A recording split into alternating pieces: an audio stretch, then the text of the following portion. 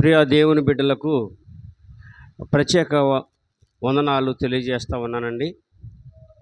అందరూ బాగున్నారండి? ఎలా ఉన్నారు? సరే, ప్రార్థన చేసుకుందాం. ప్రేమ కలిగిన మా తండ్రి, మీ పరిశుద్ధమైన నామాన్ని బట్టి వందనాలు, స్తోత్రాలు. నాయనా, నేను నీ పక్షాన్ని నిలబడబోతున్న నన్ను మీ సిలువ మరుగుపరచండి. బిడ్డలందరికీ అర్థమయ్యే రీతిలో మీరు బోధించండి. యేసుక్రీస్తు నామములో ప్రార్థిస్తున్నాము తండ్రి, ఆమేన్. మంచిదండి.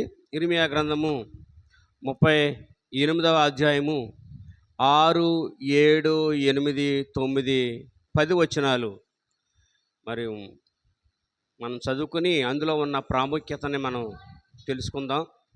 వారు ఇర్మియాను పట్టుకుని కారాగృహములోనున్న రాజకుమారుడగు మల్కియా గోతులోనికి దింపిరి. అందులోనికి ఇర్మియాను తాళ్లతో దింపినప్పుడు ఆ గోతులో నీళ్లు లేవు, బురద మాత్రమే ఉండెను. ఆ బురదలో ఇర్మియా దిగబడెను.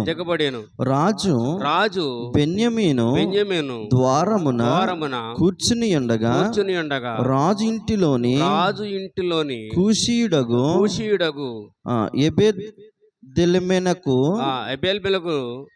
షండు వారు ఇర్మియాను గోతులో వేసిరని సంగతి విని రాజు నగరిలో నుండి బయలువెళ్ళి రాజు నగరిలో నుండి బయలువెళ్ళి రాజుతో ఇలాగూ మనవి చేసెను, రాజా నా ఏలినవాడా, ఆ గోతులో వేయబడిన ఇర్మియాను ప్రవక్త ఎడల ఈ మనుషులు చేసినది యావత్తును అన్యాయము. అతడున్న చోటను అతడు ఆకలి చేత చచ్చును. పట్టణంలోనైనను ఇంకను రొట్టెలేమియూ లేవు. అందుకు రాజు నీవు ఇక్కడ నుండి 30 మంది మనుషులను వెంటబెట్టుకుని పోయి ప్రవక్త అయిన ఇర్మియా చావకు మునుపు ఆ గోతులో నుండి అతన్ని తీయమని కూషీయుడగు ఎబెద్మెలకును సెలవీయగా ఆ మనుషులను వెంటబెట్టుకుని రాజనగరిలో ఖజానా క్రింద గదిలోనికి వచ్చి అచ్చట నుండి పాతమైన సింకిన బట్టలను చిరిగి చికాకులైన గుడ్ల పాతలను తీసుకుని పోయి ఆ గోతులోనున్న ఇర్మియా పట్టుకున్నట్లుగా త్రాళ్ళు చేత వాటిని దింపి పాతవై చిరిగి చికాకులైన ఈ బట్టలు త్రాళ్ళ మీద నీ సంకల క్రింద పెట్టుకోమని అతనితో చెప్పెను. ఇర్మియా అలాగు చేయగా వారు ఇర్మియాను తాళ్లతో చేదుకొని ఆ గోతులో నుండి వెలుపలికి తీసిరి. అప్పుడు ఇర్మియా బందీ గృహశాలలో నివసించెను. దేవునికి మహిమ కలుగును గాక.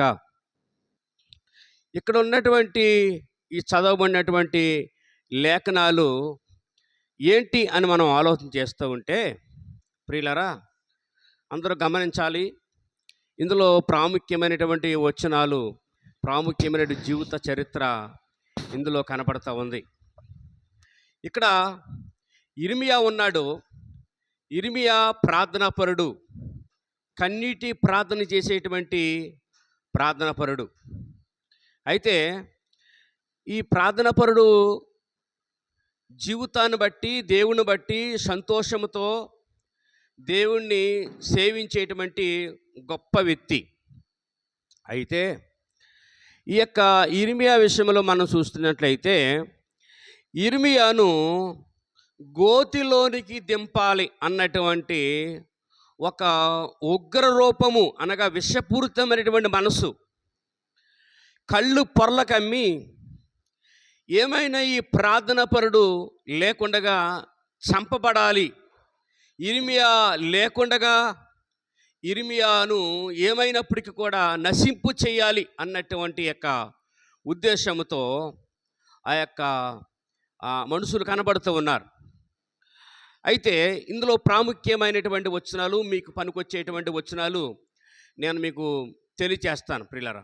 ఓకే, కాబట్టి విషయాన్ని బట్టి ఆలోచన చేస్తూ ఉంటే గోతులోనికి దింపాలి అన్నటువంటి ఉద్దేశము వాళ్ళకి కలిగింది.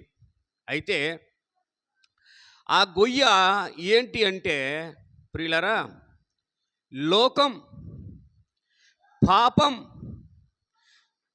శాపం. శాపం, లోకం, పాపం. ఇది పాపపు గొయ్య. దేవుని నమ్మనటువంటి గొయ్య. ఈ గోతులో ఏమైనా ఇర్మియాను పాడేయాలన్నటువంటి ఉద్దేశంతో వాళ్ళు కనపడుతూ ఉన్నారు. సరే కదా, ఆ యొక్క గొయ్యలో ఏమి లేవంటే నీళ్లు లేవు, బురద మాత్రమే కనబడుతూ ఉంది. లోకంలో బురద లాంటి పాపం, బురద లాంటి మోసం, బురద లాంటి విగ్రహారాధన, బురద లాంటి అబద్ధాలు, బురద లాంటి ద్వేషాలు, బురద లాంటి పాపపు క్రియలు, బురద లాంటి శోధనలు, ఈ ప్రత్యేకమైనటువంటి ఈ యొక్క క్రియలు ఎక్కడ కనపడుతున్నాయంటే ఆ గోతులో కనబడుతూ ఉన్నాయి. బురద మాత్రమే ఉంది. ఇర్మియా చేసిన తప్పేదైనా ఉందా అంటే ఆయన చేసేదల్లా ఒకటే, ప్రార్థన. దేవుడు, నెక్స్ట్ ప్రార్థన, దేవుడు, ప్రార్థన. ఈ రీతిగా దేవుడు ఇర్మియాను ఎంతగానో ప్రేమించిన వాడిగా ఉన్నాడు, ప్రార్థన చేసేవాడిగా ఉన్నాడు ప్రియులరా. అయితే ఈ ఉద్దేశాన్ని బట్టి ఇర్మియాను పుట్టినప్పుడు ఏమన్నాడు తెలుసండి? నేను నిన్ను గర్భములో పిండముగా రూపింపక మునిపే నేను నిన్ను ఎరిగి ఉన్నాను అంటూ ఆయన స్పష్టంగా తెలియజేశాడు. ఇర్మియాను దేవుడు ఏర్పాటు చేసుకుని ఉన్నాడు. కాబట్టి వీళ్ళు ఏం చేశారంటే ఇర్మియాను నీళ్లు లేనటువంటి గోతులోనికి దింపారు. వెంటనే ఆ దింపినటువంటి ఆ కారణ సందర్భాన్ని బట్టి ప్రత్యేకమైనటువంటి రీతిలో ఆ దింపినటువంటి విషయాన్ని బట్టి కొంతమంది మనుషులు ఆ ప్రత్యేకమైనటువంటి అక్కడ రాజు ఉన్నాడు, రాజు దగ్గరికి సమాచారం తీసుకొచ్చారు. అయ్యా, ఈ యొక్క ఇర్మియాను గోతులోనికి దింపారు, అందులో నీళ్లు లేవు, విషపూరితమైనటువంటి ఆ మట్టి, ఆ బురద అందులో కనబడుతూ ఉంది. ఇది విపరీతమైనటువంటి అన్యాయము, ఇది అక్రమము, ఇది చాలా దారుణము. కాబట్టి ఆ ఇర్మియా అక్కడ ఆకలికి భోజనం లేక చనిపోతాడని ఈ సమాచారము ఎవరి దగ్గరికి అట్టుకొచ్చాడంటే రాజు దగ్గరికి పట్టుకొచ్చాడు. దేవునికి మహిమ కలుగునుగాక. రాజు దగ్గరికి పట్టుకొస్తూ ఉంటే ప్రియులరా, ఆ రాజు ఏమని చెప్పాడు అని మనం ఆలోచన చేస్తూ ఉంటే ఆ రాజు ప్రేమను చూపించాడు, దయను చూపించాడు, కనికరము చూపించాడు, కటాక్షము చూపించాడు, సమాధానం చూపించాడు.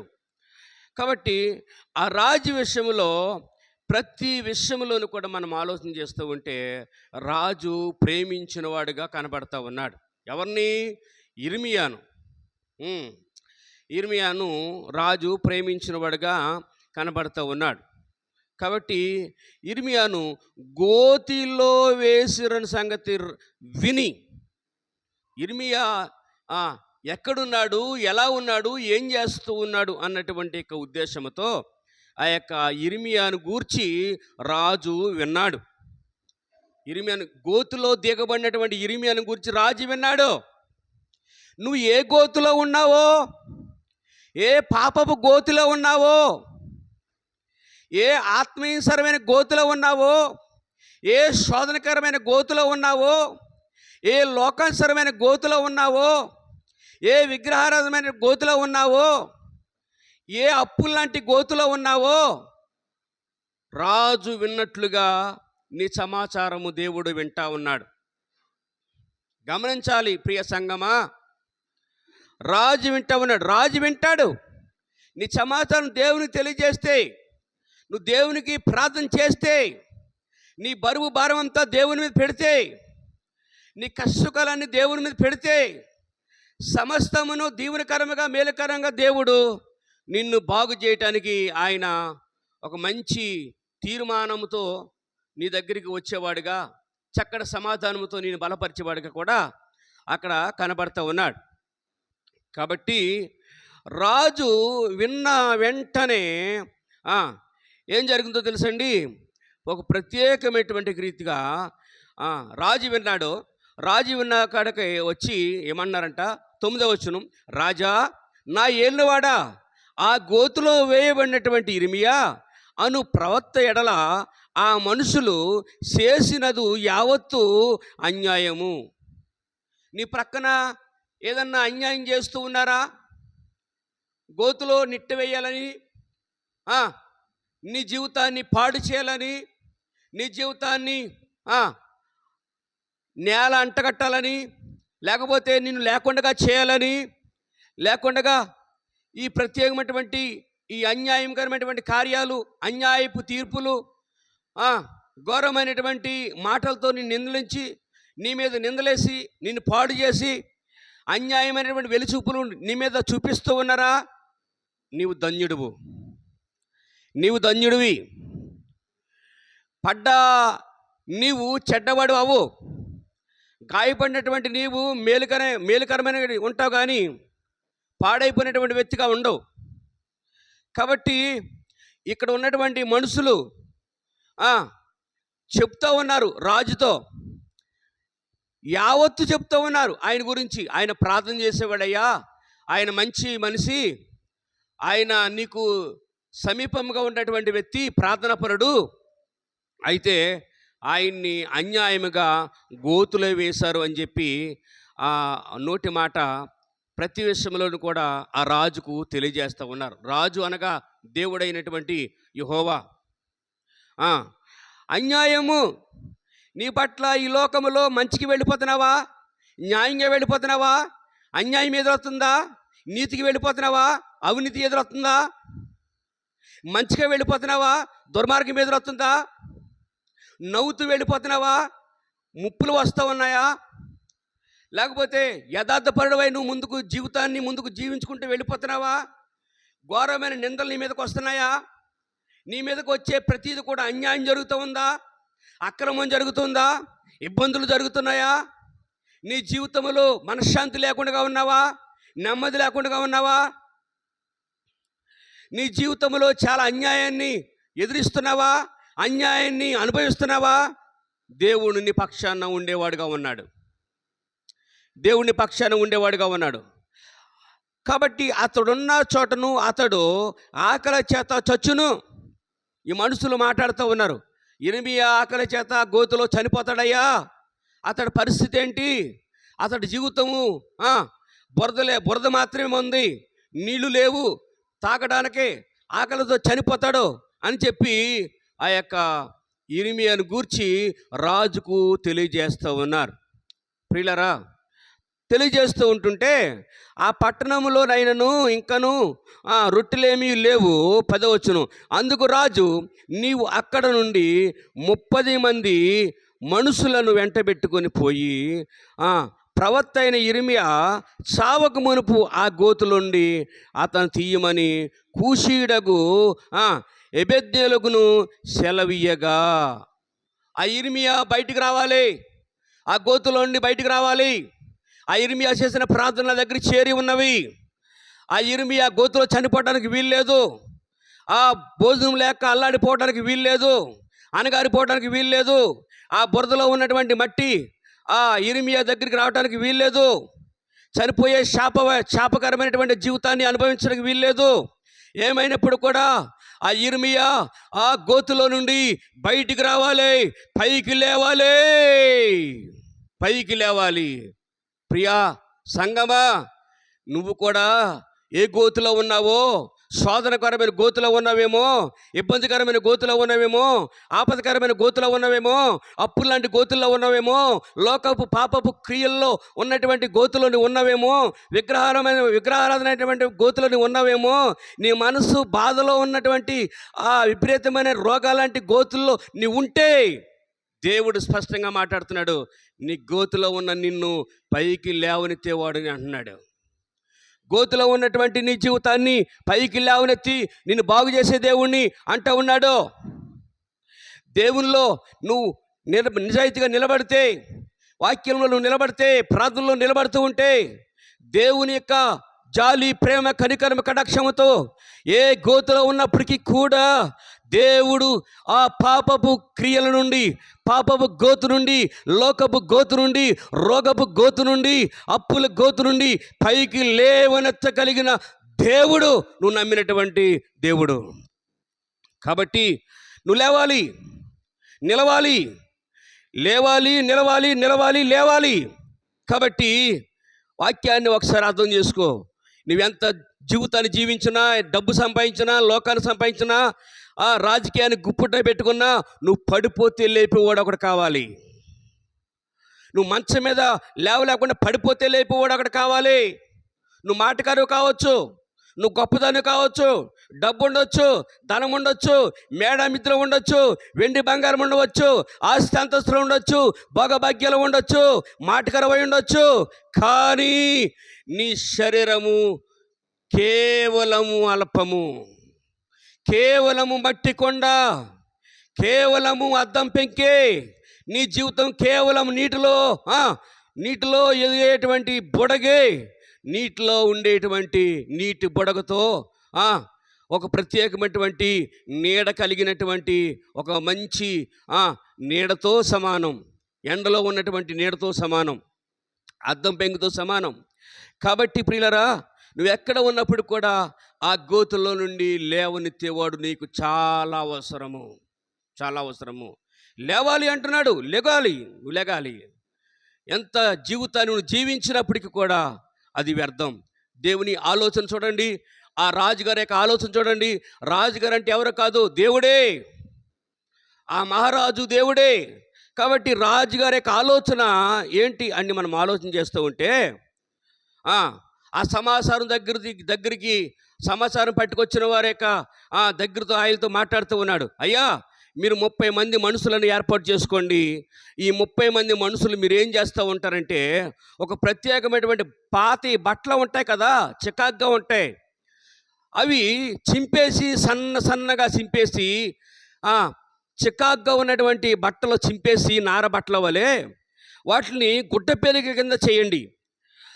చేసిన తర్వాత ఒక ప్రత్యేకమైనటువంటి, అది తోడుగా మలసపడుతుంది కదా, ముడిముడిగా వేయండి.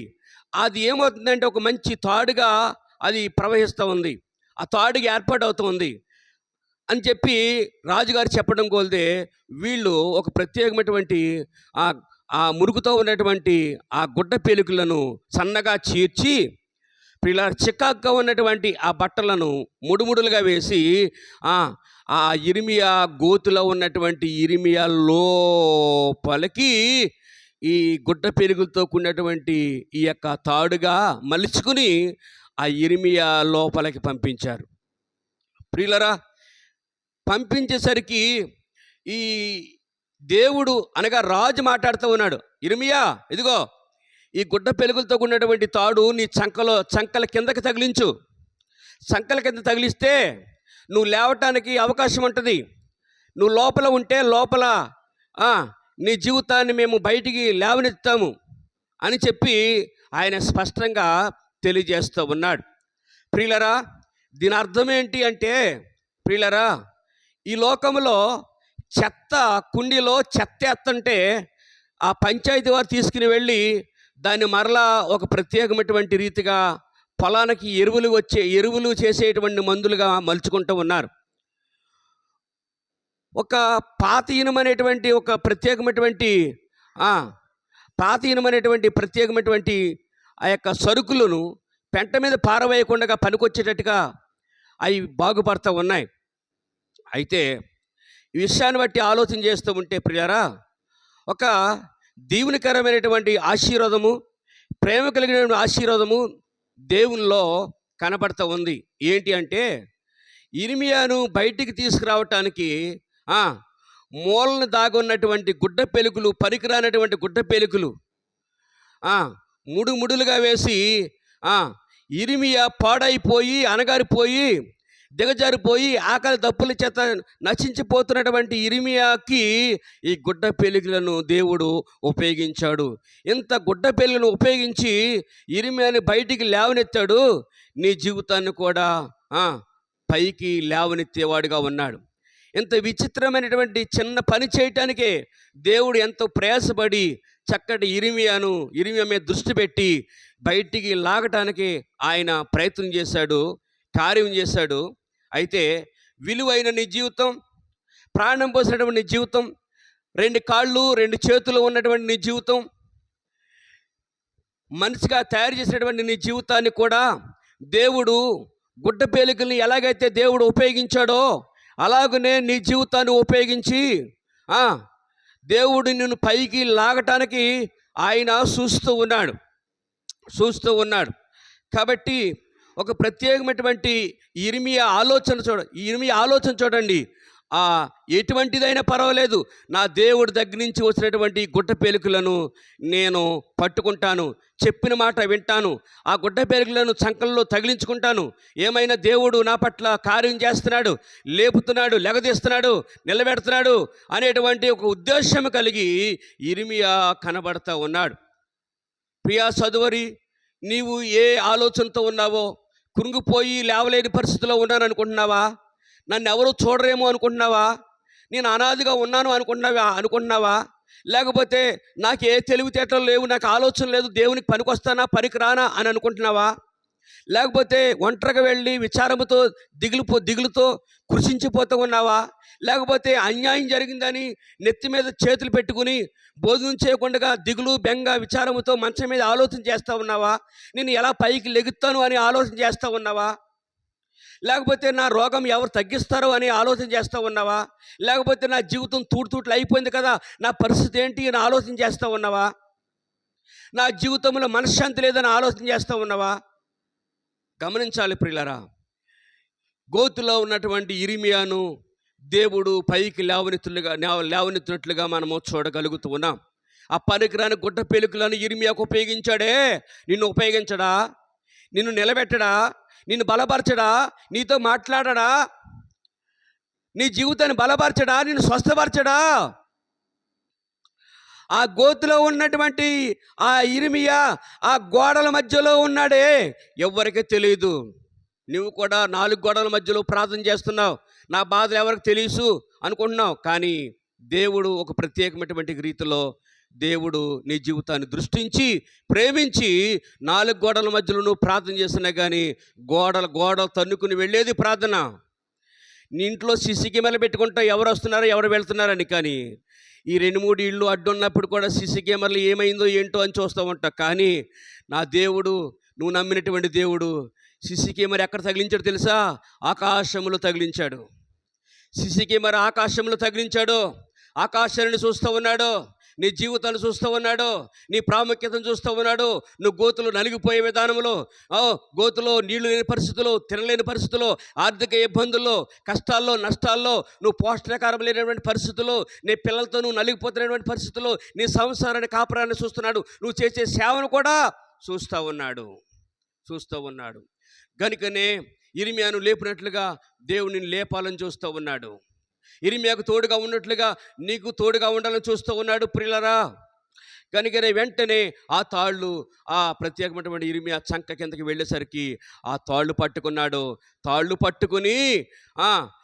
పట్టుకుంటే దేవుడైనటువంటి యెహోవా రాజు, అక్కడ ఉన్నటువంటి మనుషులు 30 మంది కూడా ఏం చేశారంటే ఒక ప్రత్యేకమైనటువంటి ఆ తాడుతోడు సహా నూతులో నుంచి, అనగా ఆ గోతులోంచి పైకి లేవనెత్తారు. ఏ గోతులో ఉన్నావు నువ్వు? ఏ గోతులో ఉన్నావు? ఏ అప్పుల గోతులో ఉన్నావు? ఏ ఆర్థికమైన గోతులో ఉన్నావు? సరైన తిండి